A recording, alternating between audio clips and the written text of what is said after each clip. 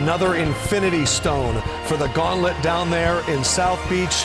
Welcome inside Studio J in Atlanta. It is Thursday, but you got the Tuesday crew because Ernie, Chuck, and Kenny have college basketball. Dr. Shaquille O'Neal, Candace Parker, Chris Webber in for Dwayne Wade, and I am Adam Lefkoe. Let's waste no more time. Carmax, call your shots. These were the big moves in the NBA today. Candace, Webb, Shaq, I need you to look and tell me which ones interest you the most. But first, the Bulls get Nikola Vucevic from Orlando and Daniel Tice from the Boston Celtics. Denver goes big. Aaron Gordon also from Orlando and JaVale McGee from Cleveland. Miami somehow gets Victor Oladipo and Bjelica. Clippers, they find their point guard in Rajon Rondo. Lou Williams heading back to the Hawks. The Portland Trail Blazers get Norman Powell for Gary Trent Jr. and Rodney Hood. Celtics send 2 second-rounders for Evan Fournier, and the Sixers get some depth at their guard spot with George Hill. 2 of those trades are official. Most of them we expect to get filled soon. Who wants to go first, Candace? I'm looking right at you. Oh, good. I'll catch it. I like the Oladipo and Valencia. When you look at these two players, and the big fella from Sacramento, he can shoot, he can space the floor. He's actually going to help them more than the big player that they lost. And I think that everyone knows he would space the floor and get rebounds.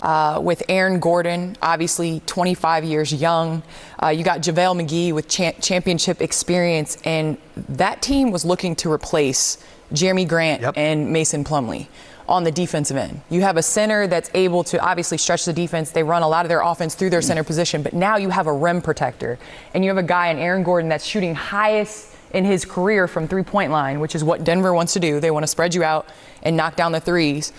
And then on the defensive end, they're able to guard now. So I think they're getting prepared to guard players and people like the Utah Jazz with the Lakers' size when they get back healthy. As well as the Clippers. So I like those moves for them. Denver right now sitting in 5th. They've won 8 out of 10, and they're just 2 games back of those Lakers in 4th. Doctor. I see a lot of things. Leadership-wise, Clippers did a good job by getting Rondo. Of course, championship experience, great leadership experience, great at moving the ball, getting people involved. At times, the guys don't need to have the ball all the time, Paul and Kawhi. Philly, George Hill, great locker room guy. I'm not understanding the Orlando trade. How can you have future players and then trade for the future?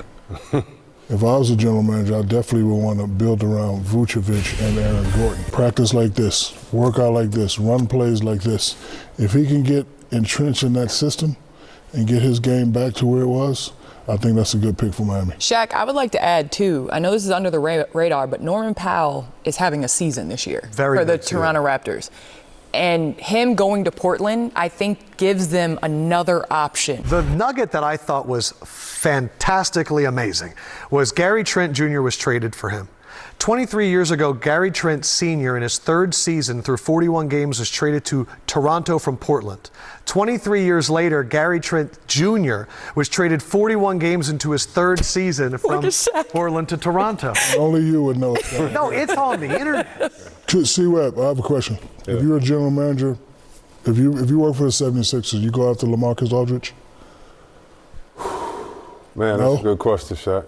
Hold on 1 second. Coming off the bench. The reason why I would, I like that because Tobias Harris right now is doing his thing, and if Embiid gets in foul trouble, if Embiid gets hurt, and they tried it before with other big fellas like Horford, but they really weren't post players. So I like that, Shaq. I like the fact he could do the pick and roll, or you get him in the pick and roll. Also, you could put him on a post. He could face up. I asked that question because when you think about all the weapons that Brooklyn has, I know Philly's in first, but do they have enough? Do they have enough to go up against the Brooklyn Nets?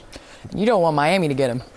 You don't want Miami's getting dangerous really quick. One guy that was supposed to maybe get traded today, Kyle Lowry. It is his birthday. Happy birthday. Staying in Toronto. A number of other players. They trade a man on his birthday? I'm glad they did. On Toronto?